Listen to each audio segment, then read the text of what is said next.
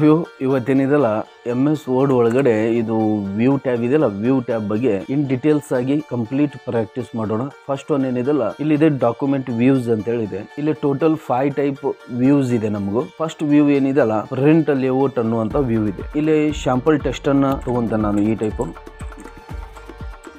ನೋಡಿ. First layout ಏನಿದೆಲ್ಲ print layout ಅಂತ ಹೇಳಿದೆ. ಈ ಪ್ರಿಂಟ್ ಲೇಔಟ್ ನಾವು ಪ್ರಿಂಟ್ ಮಾಡುವಂತ ಡಾಕ್ಯುಮೆಂಟ್ಸ್ ಗಳನ್ನ ಇದೇ ಲೇಔಟ್ ಒಳಗಡೆ ನಾವು ಕ್ರಿಯೇಟ್ ಮಾಡಬೇಕಾಗ್ತದೆ. ಯಾಕೆ ಹೇಳಿ, ಈ ಪ್ರಿಂಟ್ ಲೇಔಟ್ ಒಳಗಡೆ ನಾವು ಕ್ರಿಯೇಟ್ ಮಾಡಿದಾಗ ನಾವು ಸೆಟ್ ಮಾಡಿದಂತ ಮಾರ್ಜಿನ್ ಯಾವ ಟೈಪ್ ಸೆಟಪ್ ಆಗಿದೆ ಅನ್ನೋದು ಇಲ್ಲೇ ಗೊತ್ತಾಗ್ತದೆ. ನೆಕ್ಸ್ಟ್ ಫಸ್ಟ್ ಪೇಜ್ ಒಳಗಡೆ ಎಷ್ಟು ಡೇಟಾ ಸೆಟ್ ಆಗ್ಬೋದು, ಸೆಕೆಂಡ್ ಪೇಜ್ ಒಳಗಡೆ ಎಷ್ಟು ಡೇಟಾ ಸೆಟ್ ಆಗ್ಬೋದು ಅನ್ನೋದು ಈ ಪ್ರಿಂಟ್ ಲೇಔಟ್ ಒಳಗಡೆ ಈಸಿಯೆಸ್ಟ್ ಆಗಿ ನಮ್ಗೆ ಗೊತ್ತಾಗುತ್ತೆ. ಅದಕ್ಕೇನಿದೆಲ್ಲ ನೀವು ಪ್ರಿಂಟ್ ಮಾಡುವಂತ ಎಲ್ಲ ಡಾಕ್ಯುಮೆಂಟ್ಸ್ ಗಳನ್ನ ಇದೇ ಪ್ರಿಂಟ್ ಲೇಔಟ್ ಒಳಗಡೆ ಕ್ರಿಯೇಟ್ ಮಾಡಬೇಕು.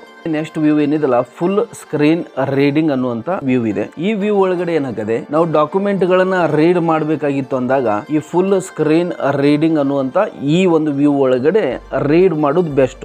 ಯಾಕೇಳಿ, ಈ ಒಂದು ಪ್ರಿಂಟ್ ಲೇಔಟ್ ಒಳಗಡೆ ಇವೆಲ್ಲ ಟ್ಯಾಬ್ಸ್ ಗಳು, ಇವೆಲ್ಲ ಗ್ರೂಪ್ಸ್ ಆಪ್ಷನ್ಸ್ ಗಳು ಈ ಟೈಪ್ ಶೋ ಆಕತಿ. ಬಟ್ ಈ ಫುಲ್ ಸ್ಕ್ರೀನ್ ರೀಡಿಂಗ್ ಅನ್ನ ಕ್ಲಿಕ್ ಮಾಡಿ ಆಟೋಮೆಟಿಕ್ಲಿ ಎಲ್ಲಾ ಆಪ್ಷನ್ಸ್ ಗಳು ಹೈಡ್ ಆಕತಿಲ್ಲ. ಕಂಪ್ಲೀಟ್ಲಿ ಏನಾಗತ್ತೆ, ಈ ಟೈಪ್ ಡಾಕ್ಯುಮೆಂಟ್ ಅನ್ನ ಈಸಿಯೆಸ್ಟ್ ಆಗಿ ನಾವು ಏನ್ ಮಾಡಬಹುದು, ರೀಡ್ ಮಾಡಬಹುದು ಅಂತ ಹೇಳಿ. ನೆಕ್ಸ್ಟ್ ಏನಿದೆಲ್ಲ, ನಾವು ರೀಡ್ ಮಾಡುವಾಗ ನಮಗೆ ಫಾಂಟ್ ಸೈಜ್ ಜಾಸ್ತಿ ಬೇಕಾಗತ್ತೆ. ಇಂಥ ಸಿಚುವೇಶನ್ ಒಳಗಡೆ ಏನ್ ಮಾಡಿ, ಈ ವ್ಯೂ ಆಪ್ಷನ್ಸ್ ಅಂತ ಹೇಳಿದೆಲ್ಲ ಇಲ್ಲಿ ಕ್ಲಿಕ್ ಮಾಡಿ ನೀವು ಫಾಂಟ್ ಸೈಜ್ ಅನ್ನ ಏನ್ ಮಾಡಬಹುದು, ಇಲ್ಲಿ ಇನ್ಕ್ರೀಸ್ ಮಾಡಬಹುದು. ಜಸ್ಟ್ ಇದನ್ನ ಕ್ಲಿಕ್ ಮಾಡಿ ಫಾಂಟ್ ಸೈಜ್ ಏನಾಗತ್ತೆ, ಈ ಟೈಪ್ ಇನ್ಕ್ರೀಸ್ ಆಗುತ್ತೆ. ಈ ಟೈಪ್ ಫಾಂಟ್ ಸೈಜ್ ಎಷ್ಟು ಬೇಕಲ್ಲ ಅಷ್ಟು ಇನ್ಕ್ರೀಸ್ ಮಾಡಬಹುದು. ದೆನ್ ನೆಕ್ಸ್ಟ್ ಒಂದು ಡಿಕ್ರೀಸ್ ಮಾಡೋದಿತ್ತು, ಈ ಟೈಪ್ ಡಿಕ್ರೀಸ್ ಮಾಡಬಹುದು. ಈ ಟೈಪ್ ನೆಕ್ಸ್ಟ್ ಒನ್ ಏನಿದೆಲ್ಲ, 1 ಪೇಜ್ ಶೋ ಆಗಬೇಕಾಗಿತ್ತು. ಇಲ್ಲೇನು ಮಾಡಿ, ಶೋ 1 ಪೇಜ್ ಅಂತ ಹೇಳಿ ಕ್ಲಿಕ್ ಮಾಡಿ 1 ಪೇಜ್ ಈ ಟೈಪ್ ಶೋ ಆಗುತ್ತೆ. ದೆನ್ ನೆಕ್ಸ್ಟ್ ಒಂದು 2 ಪೇಜ್ ಶೋ ಆಗಬೇಕಾಗಿತ್ತು, ಶೋ 2 ಪೇಜಸ್ ಅಂತ ಹೇಳಿ 2 ಪೇಜ್ ಒಳಗಡೆ ನಾವು ಏನು ಮಾಡ್ಬೋದು, ರೀಡ್ ಮಾಡ್ಬೋದು. ನೆಕ್ಸ್ಟ್ ಇಲ್ಲಿ ಬರ್ರಿ, ಇಲ್ಲಿ ಏನಿದೆ ಟೂಲ್ಸ್ ಅಂತ ಹೇಳಿದೆಲ್ಲ, ಇಲ್ಲಿ ಕ್ಲಿಕ್ ಮಾಡಿ ಇಲ್ಲಿ ಏನ್ ಮಾಡಬಹುದು, ರಿಸರ್ಚ್ ಮಾಡಬಹುದು. ಸ್ಕ್ರೀನ್ ಟಿಪ್ ಬೇಕಾಗಿತ್ತು, ಇದನ್ನು ಸಹಿತ ಯೂಸಸ್ ಮಾಡಬಹುದು. ರಿಸರ್ಚ್, ಈ ಸ್ಕ್ರೀನ್ ಟಿಪ್ ಹೇಳಿದ ಇವೆಲ್ಲ ನಾವು ಹಿಂದಿನ ವಿಡಿಯೋಸ್ ಒಳಗಡೆ ನಾವು ಸ್ಟಡಿ ಮಾಡಿದ್ದಿದೆ. ನೆಕ್ಸ್ಟ್ ಒನ್ ಏನಿದೆಲ್ಲ ಟೆಕ್ಸ್ಟ್ ಹೈಲೈಟ್ ಕಲರ್ ಅಂತ ಹೇಳಿದೆ. ಈ ಟೈಪ್ ಏನಿದೆಲ್ಲ, ನೀವು ರೀಡ್ ಮಾಡುವಾಗ ಏನಾರ ಟೆಕ್ಸ್ಟ್ ಅನ್ನ ಹೈಲೈಟೆಡ್ ಮಾಡಬೇಕಾಗಿತ್ತು, ಪಾಯಿಂಟ್ ಮಾಡಬೇಕಾಗಿತ್ತು ಅಂದಾಗ ಈ ಒಂದು ಟೆಕ್ಸ್ಟ್ ಹೈಲೈಟ್ ಕಲರ್ ಅನ್ನ ಯೂಸಸ್ ಮಾಡಬಹುದು. ಫಾರ್ ಎಕ್ಸಾಂಪಲ್ ಫಸ್ಟ್ ನಾ ಏನ್ ಮಾಡ್ತೇನೆ, ಇದು ಸ್ವಲ್ಪ ಜೂಮ್ ಮಾಡ್ತೇನೆ. ಈ ಟೈಪ್ ಇಲ್ಲಿ ಇದೆಲ್ಲ ಡಾಕ್ಯುಮೆಂಟ್ ಲುಕ್ ಅಂತ ಹೇಳಿ ಈ ಒಂದು ವರ್ಡ್ ಅನ್ನ ನಾನು ಹೈಲೈಟೆಡ್ ಮಾಡಬೇಕಾಗಿತ್ತು. ಇಲ್ಲಿ ಬಂದು ಏನ್ ಮಾಡಿ, ಇಲ್ಲಿ ನೀವು ಯಾವ ಟೈಪ್ ಕಲರ್ ಬೇಕಲ್ಲ ಆ ಟೈಪ್ ಕಲರ್ ಅನ್ನ ಚೂಸ್ ಮಾಡಬಹುದು. ಚೂಸ್ ಮಾಡಿ ಈ ಟೈಪ್ ನೀವು ಏನ್ ಮಾಡಬಹುದು, ಹೈಲೈಟ್ ಮಾಡಬಹುದು. ನೆಕ್ಸ್ಟ್ ಒನ್ ಇಲ್ಲೊಂದು ಹೈಲೈಟ್ ಅಪ್ಲೈ ಮಾಡೋದಿತ್ತು, ಬಟ್ ಕಲರ್ ಚೇಂಜಸ್ ಆಗಬೇಕಾಗಿತ್ತು. ನೀವು ಟೂಲ್ಸ್ ಒಳಗಡೆ ಬಂದು ಇಲ್ಲೂ ಕಲರ್ ಅನ್ನ ಚೂಸ್ ಮಾಡಬಹುದು. ಇಲ್ಲ ಇಲ್ಲಿ ಆಪ್ಷನ್ ಇದೆ ನೋಡಿ, ಇಲ್ಲಿ ಔಟ್ ಸೈಡ್ ಆಪ್ಷನ್ ಇದೆಲ್ಲ, ಈ ಆಪ್ಷನ್ ಅನ್ನು ಯೂಸಸ್ ಮಾಡಿ ನೀವೇನ್ ಮಾಡಬಹುದು, ಬೇರೆ ಕಲರ್ ಬೇಕಾಗಿತ್ತು ಇಲ್ಲಿ ಚೂಸ್ ಮಾಡಬಹುದು. ಈ ಟೈಪ್ ಯಾವ ಒಂದು ಟೆಸ್ಟ್ ಅನ್ನ ನೀವು ಹೈಲೈಟ್ ಮಾಡಬೇಕಲ್ಲ ಆ ಒಂದು ಟೆಸ್ಟ್ ಅನ್ನ ಈ ಟೈಪ್ ಏನ್ ಮಾಡಬಹುದು, ಹೈಲೈಟ್ ಮಾಡಬಹುದು. ಈ ಟೈಪ್ ನೆಕ್ಸ್ಟ್ ಒಂದು ಬರ್ರಿ, ನೆಕ್ಸ್ಟ್ ಒನ್ ಏನಿದೆಲ್ಲ ನ್ಯೂ ಕಾಮೆಂಟ್ ಅಂತ ಹೇಳಿದೆ. ಯಾವುದೇ ಒಂದು ವರ್ಡ್ಗೆ ನೀವು ನ್ಯೂ ಕಾಮೆಂಟ್ ಅನ್ನು ಅಪ್ಲೈ ಮಾಡೋದಿತ್ತಂದಾಗ ಈ ಟೈಪ್ ಏನಿದೆಲ್ಲ ವರ್ಡ್ಸ್ ಅನ್ನ ಸೆಲೆಕ್ಟೆಡ್ ಮಾಡಿ, ಈ ಟೈಪ್ ವರ್ಡ್ ಸೆಲೆಕ್ಟೆಡ್ ಮಾಡಿ ಇಲ್ಲಿ ಬಂದು ನ್ಯೂ ಕಾಮೆಂಟ್ ಅನ್ನ ಸೆಟ್ ಮಾಡಬಹುದು. ಈ ಟೈಪ್ ನ್ಯೂ ಕಾಮೆಂಟ್ ಅನ್ನ ಇಲ್ಲಿ ಏನ್ ಮಾಡಬಹುದು, ಟೈಪ್ ಮಾಡಬಹುದು. ಈ ಟೈಪ್ ನೆಕ್ಸ್ಟ್ ಒನ್ ಏನಿದೆಲ್ಲ ಫೈಂಡ್ ಅಂತ ಹೇಳಿದೆ. ಏನೋ ಒಂದು ವರ್ಡ್ ಅನ್ನ ಫೈಂಡ್ ಮಾಡಬೇಕಾಗಿತ್ತು, ರೀಡ್ ಮಾಡುವಾಗ ಯಾವುದೋ ಒಂದು ವರ್ಡ್ ಸಿಗ್ಲಿಲ್ಲ ನಮ್ಗೆ, ಆ ವರ್ಡ್ ಅನ್ನ ಆ ಸೆಂಟೆನ್ಸ್ ಅನ್ನ ಫೈಂಡ್ ಮಾಡೋದಿತ್ತಂದಾಗ ಇಲ್ಲಿ ಫೈಂಡ್ ಆಪ್ಷನ್ ಯೂಸಸ್ ಮಾಡಬಹುದು. ರಿಪ್ಲೇಸ್, ಗೋ ಟು ಆಪ್ಷನ್ ಅನ್ನು ಸಹಿತ ಏನ್ ಮಾಡಬಹುದು, ಇಲ್ಲಿ ಯೂಸಸ್ ಮಾಡಬಹುದು ಅಂತ ಹೇಳಿ. ನೆಕ್ಸ್ಟ್ ಒನ್ ಏನಿದೆಲ್ಲ, ಇಲ್ಲಿ ಇಲ್ಲೇ ನೀವು ಏನ್ ಮಾಡಬಹುದು, ನೆಕ್ಸ್ಟ್ ಪೇಜ್ ಬೇಕಾಗಿತ್ತು ಅಂದಾಗ ಇಲ್ಲಿ ಕ್ಲಿಕ್ ಮಾಡಿ ಆಟೋಮೆಟಿಕ್ಲಿ ಏನಾಗುತ್ತೆ, ನೆಕ್ಸ್ಟ್ ಪೇಜಸ್ ಈ ಟೈಪ್ ಶೋ ಮಾಡ್ತದೆ. ಪ್ರೀವಿಯಸ್ ಪೇಜಸ್ ಬೇಕಂದಾಗ ಈ ಬಟನ್ ಕ್ಲಿಕ್ ಮಾಡಿ ಆಟೋಮೆಟಿಕ್ಲಿ ಏನಾಗುತ್ತೆ, ಪ್ರೀವಿಯಸ್ ಪೇಜಸ್ ಗಳನ್ನ ಈ ಟೈಪ್ ಶೋ ಮಾಡುತ್ತೆ. ಈ ಟೈಪ್ ನಾವ್ ಏನ್ ಮಾಡಬಹುದು, ಈ ಒಂದು ಫುಲ್ ಸ್ಕ್ರೀನ್ ರೀಡಿಂಗ್ ಅನ್ನುವಂತ ವ್ಯೂ ನ ಯೂಸಸ್ ಮಾಡಬಹುದು. ದೆನ್ ಇದನ್ನ ಕ್ಲೋಸ್ ಮಾಡಿ, ಕ್ಲೋಸ್. ನೆಕ್ಸ್ಟ್ ಲೇಔಟ್ ಏನಿದೆಲ್ಲ ವೆಬ್ ಲೇಔಟ್ ಅಂತ ಹೇಳಿದೆಲ್ಲ, ವೆಬ್ ಲೇಔಟ್ ಅಂತ ಹೇಳಿ ಕ್ಲಿಕ್ ಮಾಡಿ ಆಟೋಮೆಟಿಕ್ಲಿ ಏನಾಗುತ್ತೆ, ಈ ಟೈಪ್ ಒಂದು ವೆಬ್ ಲೇಔಟ್ ಒಳಗಡೆ ನಿಮ್ಮ ಡಾಕ್ಯುಮೆಂಟ್ ಏನಾಗುತ್ತೆ, ಶೋ ಆಗುತ್ತೆ. ಈ ಟೈಪ್ ನೋಡಿ, ಇದಕ್ಕೆ ಹೇಳೋದು ವೆಬ್ ಲೇಔಟ್ ಅಂತ ಹೇಳಿ ಹೇಳಿದ. ಇದು ಪೇಜ್ ಈ ಟೈಪ್ ಬ್ರೇಕ್ ಆಗಿದ್ದನ್ನ ಶೋ ಮಾಡಂಗಿಲ್ಲ, ಪೇಜ್ ಎಲ್ಲಿಗೆ ಎಂಡ್ ಆಯ್ತು ಅಂತ ಹೇಳಿ ಈ ಟೈಪ್ ಶೋ ಮಾಡಂಗಿಲ್ಲ. ಈ ಟೈಪ್ ಕಂಟಿನ್ಯೂಸ್ಲಿ ಈ ಟೈಪ್ ಇದು ಡಾಕ್ಯುಮೆಂಟ್ ಅನ್ನು ಶೋ ಮಾಡುತ್ತೆ. ಇದಕ್ಕೆ ವೆಬ್ ಲೇಔಟ್ ಅಂತ ಹೇಳ್ತಾರೆ. ವೆಬ್ ಲೇಔಟ್ ಏನಿದೆಲ್ಲ, ನೀವು ವೆಬ್ಸೈಟ್ ಒಳಗಡೆ ಅಪ್ಲೋಡ್ ಮಾಡಕ್ ಏನಾರ ನೋಟ್ಸ್ ಟೈಪ್ ಮಾಡಕ್ ಕುಂತಿದ್ದಿದೆ ಅಂದಾಗ ಇಂತ ಈ ಒಂದು ವೆಬ್ ಲೇಔಟ್ ಒಳಗಡೆ ನೀವು ಏನ್ ಮಾಡ್ಬೇಕಾಗತ್ತೆ, ಡಾಕ್ಯುಮೆಂಟ್ ಅನ್ನ ಕ್ರಿಯೇಟ್ ಮಾಡ್ಬೇಕಾಗತ್ತೆ. ನೆಕ್ಸ್ಟ್ ವ್ಯೂಸ್ ಬನ್ನಿ. ನೆಕ್ಸ್ಟ್ ವ್ಯೂಸ್ ಏನಿದೆಲ್ಲ ಔಟ್ಲೈನ್ ಅಂತ ಹೇಳಿದೆ. ಈ ಔಟ್ಲೈನ್ ವ್ಯೂ ಅನ್ನ ನಾ ಸ್ಟಡಿ ಮಾಡಕ್ ಏನಿದೆಲ್ಲ, ಇದಕ್ಕೊಂದು ಡಾಕ್ಯುಮೆಂಟ್ ಅನ್ನ ಕ್ರಿಯೇಟ್ ಮಾಡಿದ್ದಿದೆ. ನಾನು ಆ ಡಾಕ್ಯುಮೆಂಟ್ ಅನ್ನ ಇಲ್ಲಿ ಓಪನ್ ಮಾಡ್ತೇನೆ ನೋಡಿ. ಇದೊಂದು ಡಾಕ್ಯುಮೆಂಟ್ ನನ್ನ ಕಡೆ ಇದೆ. ನಾವು ಫಸ್ಟ್ಗೆ ಈ ಡಾಕ್ಯುಮೆಂಟ್ ಅನ್ನು ಟೈಪ್ ಮಾಡಿ ಈ ಟೈಪ್ ಎಲ್ಲ ಬೋರ್ಡ್ ಎಲ್ಲೆಲ್ಲಿ ಹೆಡ್ಡಿಂಗ್ ಇದೆಯಲ್ಲ ಅಲ್ಲೆಲ್ಲ ಬೋರ್ಡ್ ಇವನ್ನೆಲ್ಲ ಅಪ್ಲೈ ಮಾಡಿದ್ದಿದೆ. ಈಗೇನಿದೆಲ್ಲ ಇದನ್ನ ವ್ಯೂ ಟ್ಯಾಬ್ ಒಳಗಡೆ ಬಂದು ಇಲ್ಲಿ ಔಟ್ಲೈನ್ ವ್ಯೂ ಅಂತ ಹೇಳಿ ಇದೆಯಲ್ಲ, ಜಸ್ಟ್ ಇದನ್ನ ಕ್ಲಿಕ್ ಮಾಡಿ ನಿಮ್ಮ ಡಾಕ್ಯುಮೆಂಟ್ ಏನಾಗುತ್ತೆ ಈ ಟೈಪ್ ಶೋ ಆಗುತ್ತೆ ನೋಡಿ.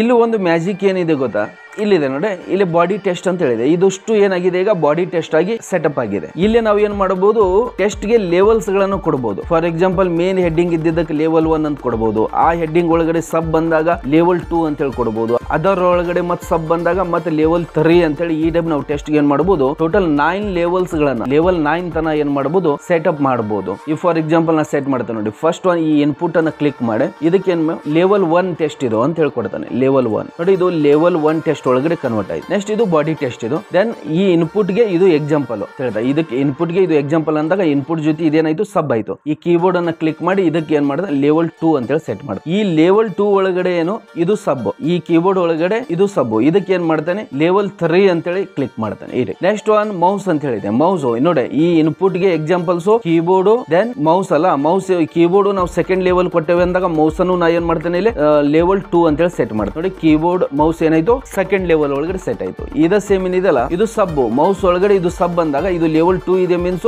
ಇದು ನೆಕ್ಸ್ಟ್ ಲೆವೆಲ್ ಅನ್ನ ಸೆಟ್ ಮಾಡಬೇಕು, ಲೆವೆಲ್ 3 ಅಂತ ಹೇಳಿ ಸೆಟ್ ಮಾಡಿ. ಇದೆ ನೆಕ್ಸ್ಟ್ ಒನ್ ಏನಿದೆಲ್ಲ ಸ್ಕ್ಯಾನರ್. ಇದು ನೋಡಿ, ಇದು ಕೀಬೋರ್ಡ್ ಲೆವೆಲ್ 2 ಆಗಿದೆ, ಮೌಸ್ ಲೆವೆಲ್ 2 ಆಗಿದೆ, ಸ್ಕ್ಯಾನರ್ ಏನಾಗಬೇಕು ಈಗ ಲೆವೆಲ್ 2 ಒಳಗಡೆ ಸೆಟ್ ಆಗಬೇಕು, ಲೆವೆಲ್ 2 ಅಂತ ಹೇಳಿ ಸೆಟ್ ಮಾಡಿ.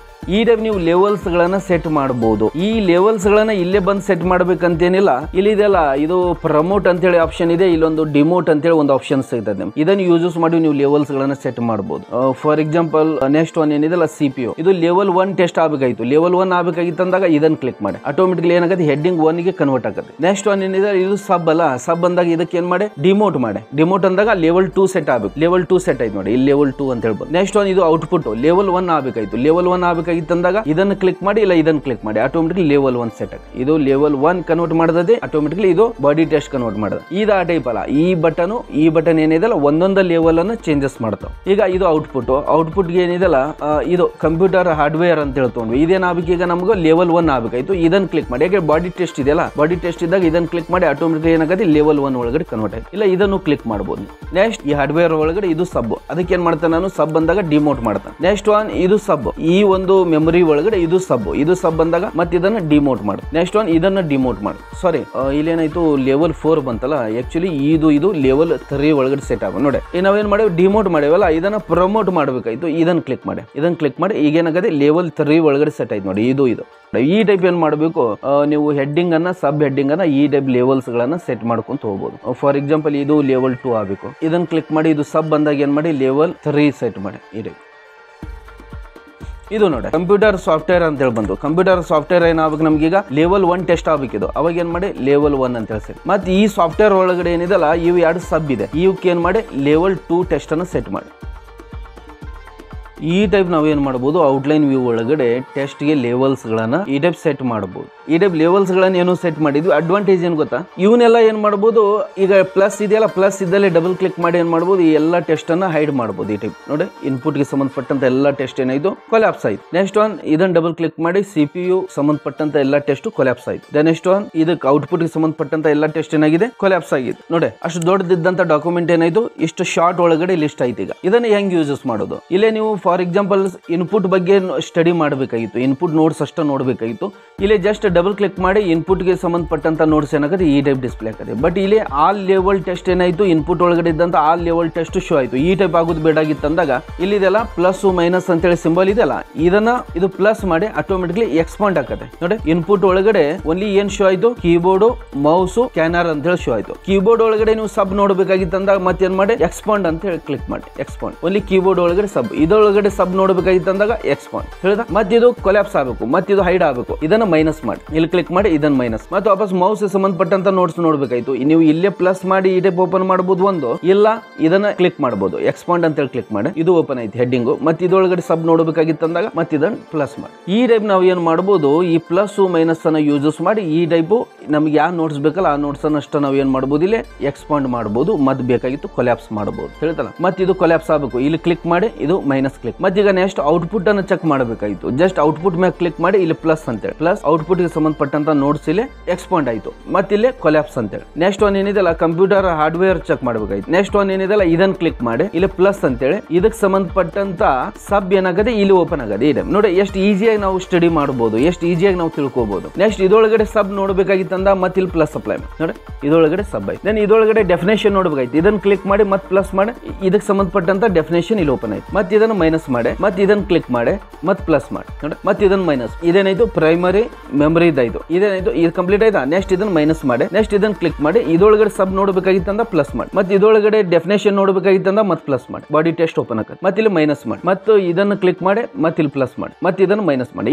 ಈ ಟೈಪ್ ನಾವು ಏನ್ ಮಾಡಬಹುದು, ಈ ಒಂದು ಪ್ಲಸ್ ಮೈನಸ್ ಅನ್ನ ಯೂಸಸ್ ಮಾಡಿ ಈ ಟೈಪ್ ನಾವು ಏನ್ ಮಾಡಬಹುದು, ಎಕ್ಸ್ಪಾಂಡ್ ಮಾಡಬಹುದು, ಕೊಲ್ಯಾಪ್ಸ್ ಮಾಡಬಹುದು, ಇಲ್ಲ ಇಲ್ಲೇ ಡಬಲ್ ಕ್ಲಿಕ್ ಮಾಡಿ ಏನ್ ಮಾಡಬಹುದು, ಈ ಟೈಪ್ ನಾವು ಓಪನ್ ಮಾಡಬಹುದು ಈ ಟೈಪ್. ಬಟ್ ಇಲ್ಲಿ ನೀವು ಡಬಲ್ ಕ್ಲಿಕ್ ಮಾಡಿದಾಗ ಎಲ್ಲ ಲೆವೆಲ್ಸ್ ಆಟೋಮೆಟಿಕ್ಲಿ ಈ ಟೈಪ್ ಓಪನ್ ಆಗ್ಬಿಡ್ತಾವೆ ತಿಳಿದ. ಅದಕ್ಕೇನಿದೆಲ್ಲ ಈ ಪ್ಲಸ್ ಮೈನಸ್ ಯೂಸ್ ಮಾಡೋದು ಬಹಳ ಬೆಸ್ಟ್. ಇಲ್ಲಿ ಶಾರ್ಟ್ಕಟ್ ಕೀಸ್ ಡಿಸ್ಪ್ಲೇ ಮಾಡಿದೆ, ಶಾರ್ಟ್ಕಟ್ ಕೀ ಒಳಗೂ ನೀವೇನ್ ಮಾಡಬಹುದು, ಈ ಒಂದು ಎಕ್ಸ್ಪಾಂಡ್ ಕೊಲ್ಯಾಪ್ಸ್ ಅನ್ನ ಯೂಸಸ್ ಮಾಡಬಹುದು. ನೆಕ್ಸ್ಟ್ ಇಲ್ಲಿ ಬರ್ರಿ, ಇಲ್ಲೇನಿದೆಲ್ಲ ಈ ಫಾರ್ ಎಕ್ಸಾಂಪಲ್ ಇದು ಸಾಫ್ಟ್ವೇರ್ ನೋಟ್ಸ್ ಏನಾಗಬೇಕು ಮ್ಯಾಗ್ ಹೋಗ್ಬೇಕು, ಇದು ಹಾರ್ಡ್ವೇರ್ ನೋಟ್ಸ್ ಏನಾಗಿದೆ ಅಲ್ಲ ತೆಳಗ್ ಬೇಕಾಗಿತ್ತು. ಅವಾಗ ಏನ್ ಮಾಡಿ ಇದನ್ನ ಡೌನ್ ಯೂಸ್ ಮಾಡಬಹುದು, ಮೂವ್ ಡೌನ್ ಅಂತೇಳಿ ಇದು ತೆಳಗಡೆ ಬಂದು. ದೆನ್ CPU ತೆಳಗಡೆ ಬೇಕು, ಔಟ್ಪುಟ್ ಮ್ಯಾಗ್ ಬೇಕು. ದೆನ್ ಇದನ್ನ ಏನ್ ಮಾಡಿ ಮೂವ್ ಅಪ್ ಅಂತೇಳಿ ಕ್ಲಿಕ್ ಮಾಡಿ, ಮೂವ್ ಅಪ್ ನೋಡಿ, ಇನ್ಪುಟ್ ಔಟ್ಪುಟ್ CPU ಆಮೇಲೆ ಸಾಫ್ಟ್ವೇರ್. ಈ ಟೈಪ್ ನಾವು ಏನ್ ಮಾಡಬಹುದು, ಮೂವ್ ಅಪ್ ಮೂವ್ ಡೌನ್ ಅನ್ನ ಯೂಸಸ್ ಮಾಡಬಹುದು. ನೆಕ್ಸ್ಟ್ ಒನ್ ಇಲ್ಲಿ ಏನಿದೆಲ್ಲ ಲೆವೆಲ್ಸ್ ಗಳನ್ನ ಅಪ್ಲೈ ಮಾಡಬಹುದು. ಓನ್ಲಿ ಲೆವೆಲ್ 1 ಟೆಸ್ಟ್ ಅಷ್ಟು ನೋಡ್ಬೇಕಾಯ್ತು, ಲೆವೆಲ್ 1 ಇದು. ನೆಕ್ಸ್ಟ್ ಲೆವೆಲ್ 2 ಟೆಸ್ಟ್ ನೋಡ್ಬೇಕಾಯ್ತು, ಲೆವೆಲ್ 2 ಟೆಸ್ಟ್ ಎಲ್ಲ ಒಂದು ಹೆಡ್ಡಿಂಗ್ಸ್ ಒಳಗೂ ಲೆವೆಲ್ 2 ಟೆಸ್ಟ್ ಏನಾಯ್ತು ಇಲ್ಲಿ ಇಂಡಿಕೇಟ್ ಆಯ್ತು. ಈ ಟೈಪ್ ನೀವು ಯಾವ ಲೆವೆಲ್ ಟೆಸ್ಟ್ ಬೇಕಲ್ಲ ಆ ಲೆವೆಲ್ ಟೆಸ್ಟ್ ಅನ್ನ ಅಷ್ಟೇ ಏನ್ ಮಾಡಬಹುದು ಇಲ್ಲಿ ನೋಡಬಹುದು ಈ ಟೈಪ್. ನೆಕ್ಸ್ಟ್ ಎಲ್ಲ ಲೆವೆಲ್ ಟೆಸ್ಟ್ ಬಗ್ಗೆ ಆಲ್ ಲೆವೆಲ್ಸ್ ಅಂತ ಹೇಳಿ ಕ್ಲಿಕ್ ಮಾಡಿಬಿಡಿ, ಆ ಲೆವೆಲ್ಸ್ ಟೆಸ್ಟ್ ಏನಾಗತ್ತೆ ಇಲ್ಲಿ ಶೋ ಆಗತ್ತೆ ಈ ಟೈಪ್ ನೋಡಿ. ನೆಕ್ಸ್ಟ್ ಒನ್ ಏನಿದೆಲ್ಲ ಇಲ್ಲಿ ಶೋ ಟೆಸ್ಟ್ ಫಾರ್ಮೇಟಿಂಗ್ ಅಂತ ಹೇಳಿದೆ. ಇಲ್ಲೇನು ಮಾಡ್ಬೋದು, ನೀವು ಏನಾರ ಫಾರ್ಮೇಟ್ ಅಪ್ಲೈ ಮಾಡಿದ್ದಾನ, ಫಾರ್ ಎಕ್ಸಾಂಪಲ್ ನಾವು ಆ ಲೆವೆಲ್ ಚೂಸ್ ಮಾಡ್ತಾನೆ, ಇದೇನಾಗಿದೆ ಇದು ಫಾರ್ಮೇಟ್ ಆಗಿದೆ ಅಲ್ಲ ಟೆಸ್ಟ್, ಇದು ಬೋರ್ಡು ಫಾಂಟ್ ಸೈಜು ಜಾಸ್ತಿ ಆಗಿದೆ, ಫಾರ್ಮೇಟ್ ಶೋ ಮಾಡೋದು ಬೇಡ ಆಗಿತ್ತಂದ್ರೆ ಇದನ್ನ ಅನ್ಚೆಕ್ ಮಾಡಿ ಈ ಟೈಪ್ ಏನಾಗುತ್ತೆ ಫಾರ್ಮೇಟ್ ಕ್ಯಾನ್ಸಲ್ ಆಗತ್ತೆ ನೋಡಿ. ಎಲ್ಲ ಟೆಸ್ಟ್ ಏನಾಯ್ತು ಫಾರ್ಮೇಟು ಕ್ಯಾನ್ಸಲ್ ಆಯ್ತು, ಬೋಲ್ಡ್ ಇದ್ದಿದ್ದಷ್ಟು ಕ್ಯಾನ್ಸಲ್ ಅದು. ಮತ್ತೆ ವಾಪಸ್ ಬೋಲ್ಡ್ ಆಗಬೇಕಾಗಿತ್ತಂದ್ರೆ ಮತ್ತೆ ಇದನ್ನ ಚೆಕ್ ಮಾಡಿ ಈ ಟೈಪ್ ಬೋಲ್ಡ್ ಎಲ್ಲೆಲ್ಲಿ ನಾವು ಮೊದಲು ಅಪ್ಲೈ ಮಾಡಿದ್ವಿ ಅದು ಶೋ ಆಗತ್ತೆ. ನೆಕ್ಸ್ಟ್ ಒನ್ ಇಲ್ಲಿದೆ ನೋಡಿ, ಶೋ ಫಸ್ಟ್ ಲೈನ್ ಓನ್ಲಿ ಅಂತ ಹೇಳಿದೆ. ಓನ್ಲಿ ಫಸ್ಟ್ ಲೈನ್ಸ್ ಗಳನ್ನ ಅಷ್ಟೇ ಶೋ ಮಾಡಬೇಕಾಯ್ತು, ಇದನ್ನ ಚೆಕ್ ಮಾಡಿ ಈ ಟೈಪ್ ಓನ್ಲಿ ಫಸ್ಟ್ ಲೈನ್ ಅಷ್ಟೇ ಏನ್ ಮಾಡ್ತೈತಿ ಇಲ್ಲಿ ಡಿಸ್ಪ್ಲೇ ಮಾಡ್ತೈತಿ ನೋಡಿ. ಈ ಕೀಬೋರ್ಡ್ ಒಂದು 2-3 ಲೈನ್ ಏನೋ ನೋಟ್ಸ್ ಇತ್ತು, ಜಸ್ಟ್ ಇಲ್ಲಿ ಏನಾಗಿದೆ ಓನ್ಲಿ 1 ಲೈನ್ ನೋಟ್ಸ್ ಅಷ್ಟು ಶೋ ಮಾಡಿದೆ ಈ ಟೈಪ್. ಇದು ಜಾಸ್ತಿ ಇದೆ ನೋಟ್ಸ್, ಬಟ್ ಇದೇನ್ ಮಾಡಿದೆ ಇಲ್ಲಿ ನಾವು ಫಸ್ಟ್ ಲೈನ್ ಅಷ್ಟು ಶೋ ಮಾಡಿದೆ. ಈ ಟೈಪ್ ಎಲ್ಲಾ ನೋಟ್ಸ್ ಒಳಗೆ ಏನಾಗಿದೆ ಫಸ್ಟ್ ಲೈನ್ಸ್ ಗಳನ್ನಷ್ಟ ಇಲ್ಲಿ ಶೋ ಮಾಡಿದೆ ಈ ಟೈಪ್. ನಾವ್ ಏನ್ ಮಾಡಬಹುದು, ಈ ಒಂದು ಶೋ ಫಸ್ಟ್ ಲೈನ್ ಓನ್ಲಿ ಅನ್ನುವಂಥದ್ದನ್ನ ಚೆಕ್ ಮಾಡಬಹುದು, ಅನ್ಚೆಕ್ ಮಾಡಬಹುದು. ನೆಕ್ಸ್ಟ್ ಒನ್ ಶೋ ಫಾರ್ಮೇಟಿಂಗ್, ಇದನ್ನು ಸಹಿತ ಚೆಕ್ ಮಾಡಬಹುದು, ಅನ್ಚೆಕ್ ಮಾಡಬಹುದು. ಈ ಟೈಪ್ ನಾವ್ ಏನ್ ಮಾಡಬಹುದು, ಈ ಒಂದು ಔಟ್ಲೈನ್ ವ್ಯೂ ಅನ್ನ ಯೂಸಸ್ ಮಾಡಬಹುದು. ನೆಕ್ಸ್ಟ್ ಏನಿದೆಲ್ಲ ಇಲ್ಲಿ ಕ್ಲೋಸ್ ಔಟ್ಲೈನ್ ವ್ಯೂ ಅಂತ ಹೇಳಿದಲ್ಲ, ಜಸ್ಟ್ ಇದನ್ನ ಕ್ಲಿಕ್ ಮಾಡಿ ಆಟೋಮೆಟಿಕ್ಲಿ ಈ ಟೈಪ್ ಕ್ಲೋಸ್ ಆಗ್ತದೆ.